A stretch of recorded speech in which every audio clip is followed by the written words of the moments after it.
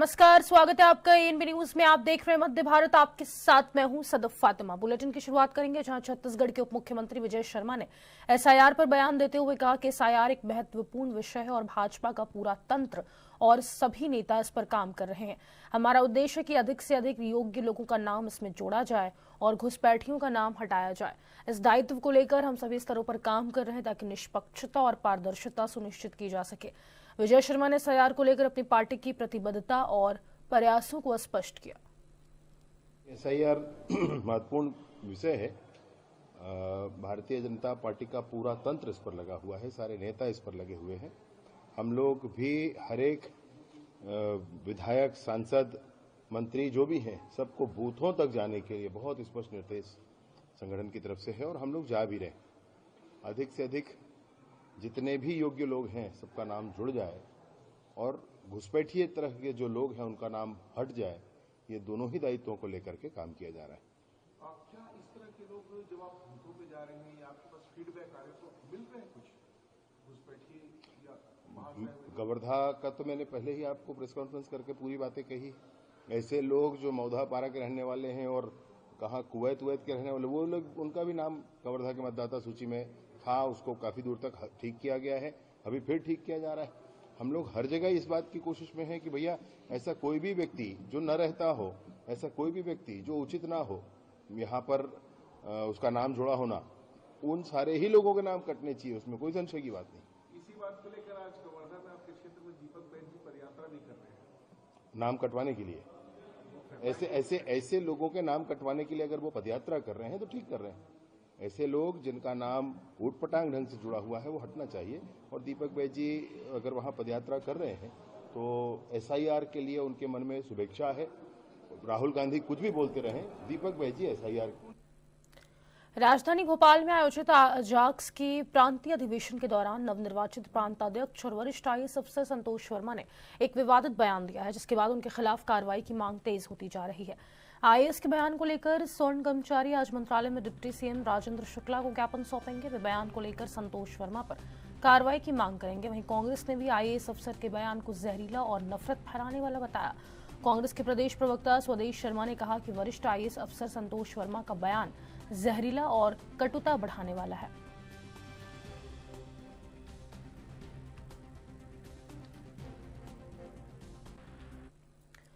जिला कांग्रेस प्रवक्ता वीरेंद्र सिंह बघेल ने छत्तीसगढ़ की भाजपा सरकार पर गंभीर आरोप लगाए हैं। उन्होंने कहा कि भाजपा की साय सरकार पूरी तरह से किसान विरोधी है। बघेल ने आरोप लगाया कि धान पंजीकरण प्रक्रिया को इतना जटिल बना दिया गया कि किसान राजस्व कार्यालयों के चक्कर काटने और दर दर भटकने को मजबूर है। कई किसानों का पंजीयन तो हो जाता है, लेकिन रकबा कटौती के कारण वे अपने धान को 3100 रुपए प्रति क्विंटल के समर्थन मूल्य पर नहीं बेच पाते। कांग्रेस प्रवक्ता ने पूछा कि क्या भाजपा सरकार किसानों की मेहनत चोरी कर रही है और रकबा कटौती के जिम्मेदार अधिकारियों के खिलाफ कार्रवाई की जाएगी।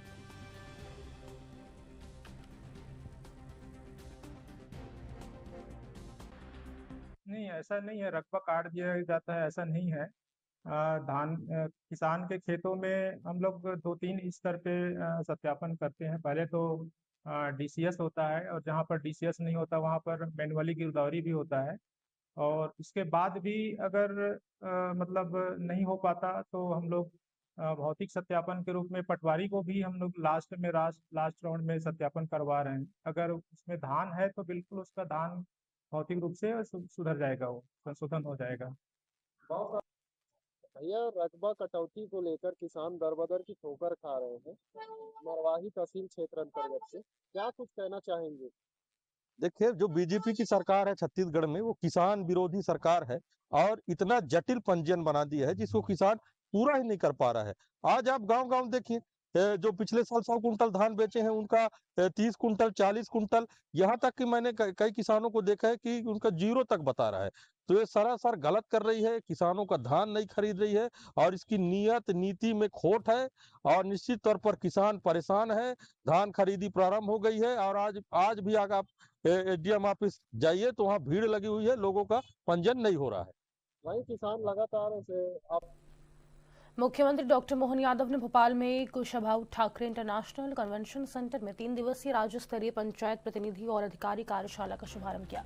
इस अवसर पर मुख्यमंत्री ने वाटर शेड महोत्सव का सिंगल क्लिक से शुभारंभ किया, जो जल संरक्षण और ग्रामीण विकास के लिए एक ऐतिहासिक पहल मानी जा रही है। कार्यक्रम में मुख्यमंत्री ने जल गंगा संवर्धन अभियान में उत्कृष्ट योगदान देने वाले अधिकारियों और संगठनों के कर्मियों को सम्मानित किया। उन्होंने कहा कि पंचायतों को आत्मनिर्भर और सशक्त बनाने के लिए जल संरक्षण एक महत्वपूर्ण आधार है। इस कार्यशाला में पंचायत प्रतिनिधियों और अधिकारियों को जल प्रबंधन, ग्रामीण विकास और नवाचार के विषय में प्रशिक्षण दिया जाएगा। कार्यक्रम में कैबिनेट मंत्री श्री प्रहलाद सिंह पटेल और राज्य मंत्री श्रीमती राधा सिंह की उपस्थिति रही।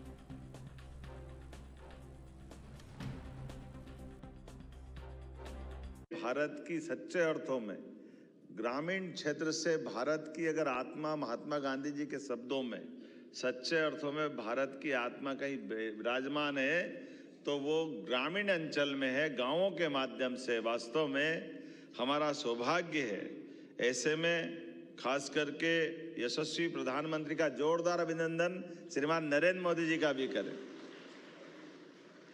जिनके शासन करने की पद्धति, सुशासन के दृष्टिकोण और राज्य की रचना से सुदीर्घ लक्ष्य हासिल करने के लिए 2047 का अमृत काल कैसा होगा जब हमारी आज़ादी का शताब्दी वर्ष मनाया जाएगा। ऐसे में उस शताब्दी के 47 तक के कल्पना के लिए हमारे लिए चरणबद्ध रूप से वर्तमान के दायरे के अंदर जिला पंचायत, पंचायतें, जनपद पंचायतें किस तरह से आगे बढ़े। आदिकाल से हमारे यहाँ ऑटोनॉमी समाज में रही है, तो सुशासन की उस स्वशासी व्यवस्थाओं में पंचायतों को अधिकार संपन्न बना करके हमारी ग्रामीण अर्थव्यवस्था से लगा करके विकास के सारे पैमानों में ये चुनी हुई इकाइयां अपना सशक्त रोल कैसे अदा करें, इनके लिए कठिनाइयां क्या है, ये जो हमारी। इंदौर के सर्राफा बाजार में एक चौंकाने वाली घटना सामने आई है, जहां एक प्रतिष्ठित ज्वेलर्स के यहां काम करने वाले 7 बंगाली कारीगर 1 करोड़ रुपए कीमत का सोना लेकर फरार हो गए। ज्वेलर्स ने कारीगरों को गहने तैयार करने के लिए सोना दिया था, लेकिन रविवार रात सभी आरोपी कारीगर दुकान बंद करके गायब हो गए। सोमवार सुबह दुकान खोली तो अंदर ना तो कारीगर थे और ना ही सोना, लेकिन ताले सही सलामत थे, जिससे पूरी घटना बड़े सलीके से योजनाबद्ध तरीके से की गई प्रतीत होती है। पुलिस ने मामला दर्ज कर आरोपियों की तलाश शुरू कर दी है और प्रारंभिक जांच में सामने आया है कि आरोपियों ने अपने मोबाइल फोन बंद कर दिए हैं और मुंबई या पश्चिम बंगाल की ओर भाग सकते हैं। इस घटना ने सर्राफा बाजार में हड़कंप मचा दिया और व्यापारी संघ ने सुरक्षा बढ़ाने की मांग की है। पुलिस ने गिरफ्तारी के लिए विशेष टीम गठित की है।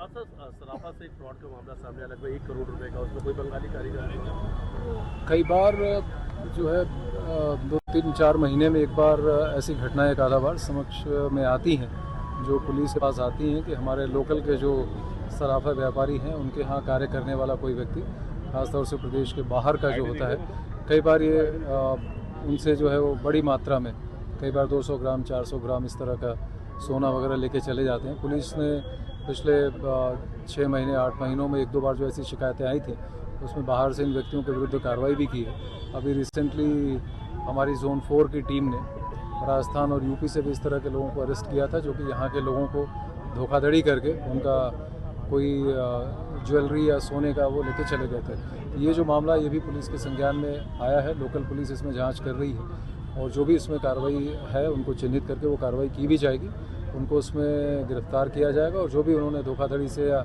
उनसे ले गए हैं उसको बरामद भी किया जाएगा। अवैध रूप से सोने का बीसी फंड चलाया जा रहा था, इसको लेकर अब इस विषय को जैसा मैंने कहा कि लोकल पुलिस के संज्ञान में आया है।